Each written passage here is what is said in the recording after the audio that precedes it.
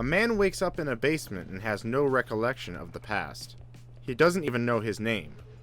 All he knows is that the word Klaus is written on his arm. This is all the background you'll need in this side-scrolling puzzle platformer. Klaus includes a wealth of mechanics that will be needed to complete all 35 levels. The controls could leave you confused when pushing multiple buttons, but the excellent design of each of the levels is expertly crafted and mostly overshadows the problems with the game. Our protagonist, just named Klaus, attempts to try and find who he really is. The player, yes you, is actually a part of the game. Klaus will talk to you and begin to mention how you are controlling him. The game breaks the fourth wall several times and works well, but those segments weren't some of the more memorable moments in Klaus. Text appears on screen as Klaus's dialogue. He will occasionally tell the player his thoughts and will ask questions to the player. At times, Klaus and the player don't always see eye to eye, leading to some interesting story and gameplay segments. You'll know when Klaus is talking because you can hear an audio cue from him over the speaker on the controller. A problem I had with Klaus is that at times you are so focused on avoiding obstacles and planning your next move that you don't want to take your eyes off the character to read the text.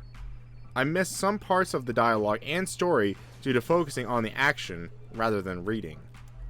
The audio cues coming from the speaker help offset this problem, but I know I missed some sections of the dialogue.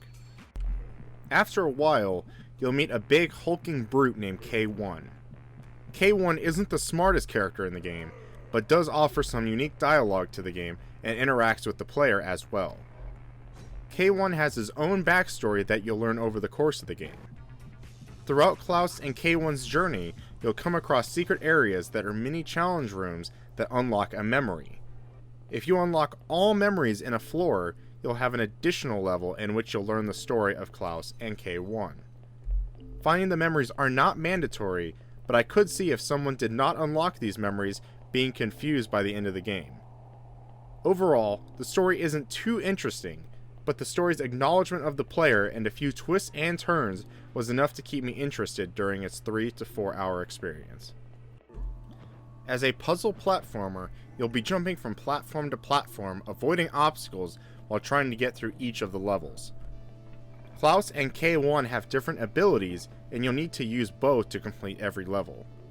Klaus can double jump and hack terminals, while K1 has a little bit bigger moveset. K1 can glide using his torn off shirt, destroy bigger terminals, throw Klaus to greater heights, break blocks, and even use an uppercut to gain new heights. Playing with K1 I found to be much more enjoyable, as he has a wider range of moves. Using K1 felt it required some actual skill, but when playing with Klaus, all you needed to do was avoid lasers and jump to the next platform. Both characters can run using L1 and be controlled at the same time using the R1 button. It may seem simple enough to control both at the same time, but while holding L1 to run and R1 to control both characters, on top of pressing the jump button and moving the analog stick, the controls can become cumbersome. In addition, if you need to jump twice to avoid an obstacle, Klaus will double jump while K1 will glide, leading both characters to doing different actions that could lead to one character falling into a trap. Thankfully, checkpoints are very frequent.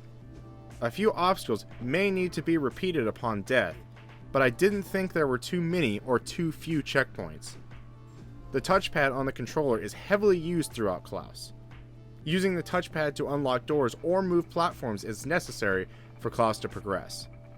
It can take a second or two to line up the cursor exactly where you want it, but it works well. It can be frustrating, however, when you need to switch between certain movable platforms with the touchpad, only to not select the platform in time and fall into a trap. The game uses each of the mechanics to great effect. I never saw a puzzle twice and was never disinterested in what section came next. Each level was a challenge and I was ready to rise up to meet it. There are 6 main floors to the game, and each is coded with a certain color. For example, the basement has a red theme and background, while the office floor has a blue background. The game stands out with these themes, and without them, the game would look very dull. Each floor consists of about 5 to 6 levels that take about 5 to 10 minutes or so to complete. The one floor that stands out, however, is the glitch world. This world plays with your perception of the world. What you see as spikes may no longer be harmful to you, and what you think is an exit may be just nothing in disguise. The game offers few boss fights, which aren't too hard once you understand their attack patterns. One of the fights stands out, but the other two aren't anything special to write home about. Each level has a hidden level that can shed more light on the backstory.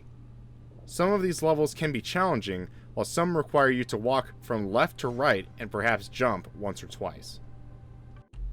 The presentation of Klaus is mostly solid. Loading menus and progressing to the next level can slow the game down a bit. When selecting levels, the game can take about 10 seconds to load the next menu. While in-game, the game runs great, except for one instance.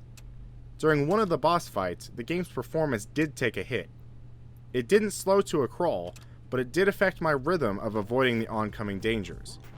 In the same boss fight, the game froze about 3 times, where in turn, I needed to replay the fight over again multiple times before the game progressed normally. There was also a level that I completed that froze at the very end, leading me to run through that level again. Another gripe I found with the game is that there is no level select until the game is completed. So if you're on the 4th main area of the game, and you want to show a friend a section from the 2nd area, your only choice is to start a new game and play to that section. There were times I wanted to go back to find a missed collectible or hear some of the story segments again, only to find that I couldn't until the main story was completed.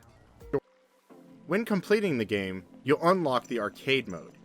Here you can revisit previous levels to hear the story again, or find hidden memory pieces. Also in the arcade mode, you can test your skills in the time attack mode. Time attack is a time trial mode where you can compete against your friends or the world on the leaderboards. There is also a boss record that has you trying to complete a level under a certain time. A fantastic electronic soundtrack plays in each of the levels, and the music is definitely worth mentioning. It sets the mood and immerses you into the world around you. Klaus isn't perfect by any means, but is a fun puzzle platformer that challenges the player without making it feel too easy, and at the same time not making it too frustrating. The levels are expertly crafted, and it uses every mechanic the game has to offer. It doesn't introduce mechanics just to have them never be seen again. The game has some minor problems, such as some cumbersome controls and a few technical issues, but overall, the game is a fun platformer that is worth checking out for fans of the genre.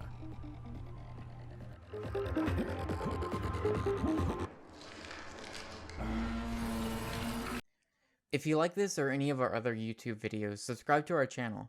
If you'd like to support what we do in general, be sure to hop on over to patreon.com/psnstores. Your patronage helps keep our podcast 100% ad-free. Thanks for watching.